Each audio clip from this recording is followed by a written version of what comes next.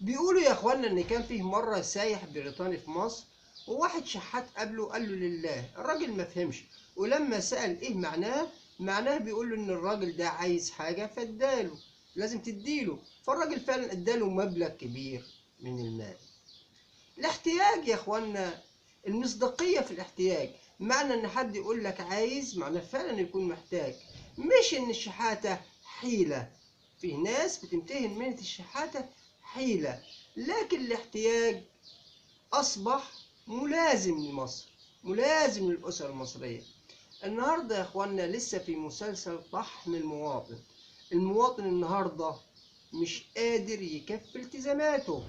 الظروف الاقتصادية اللي بيمر بيها الشعب المصري ظروف طاحنة وقاسية، وبصراحة وبوضوح وبدون مجاملة الموضوع عمال يزداد سوء، وأصبحت الأعباء على الناس كتير فوق طاقتها. إلى متى هيستمر الوضع ده؟ لأن الناس جابت آخرها.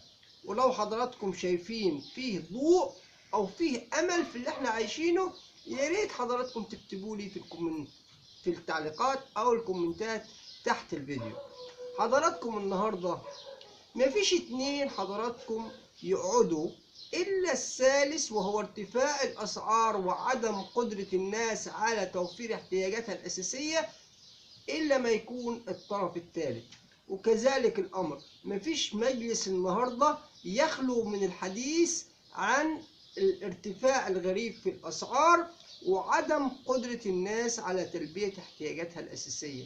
بيقول لك يا إخوانا النسبة كبيرة تجاوزت 70%، ويمكن كمان 80% من الأسر المصرية النهاردة استغنت عن موضوع اللحوم بأشكالها لعدم قدرتها على توفير احتياجاتها.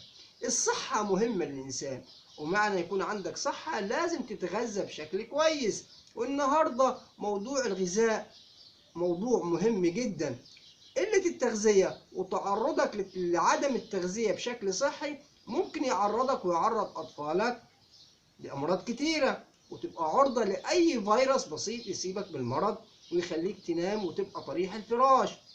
ناهيك حضرتك عن انك انت تتعالج، محتاج مبلغ كبير عشان تتعالج بشكل كويس. اذا الظروف الاقتصادية اصبحت على المصريين صعبة للغاية.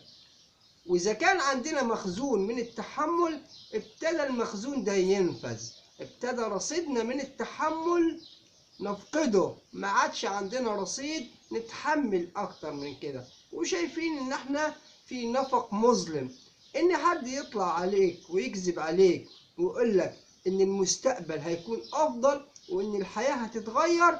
اعتقد ان الكلام ده عف عليه الزمن. ايام ورا ايام بنشوف حياة سيئة وصعوبة على الناس. النهاردة بوضوح وبصراحة الناس بتئن وبتصرخ، مش كلام مرسل، ده كلام حقيقي والناس عايشاه. السؤال هنا حضراتكم، إلى متى يستمر هذا الوضع؟ إلى متى هتفضل معاناة الناس؟ إلى متى الناس النهاردة عايشة بالسلف والدين؟ النهاردة جارك اللي كنت بتقترض منه على سبيل السلف أصبح ما معاش يسلفك. وعلى رأي المثل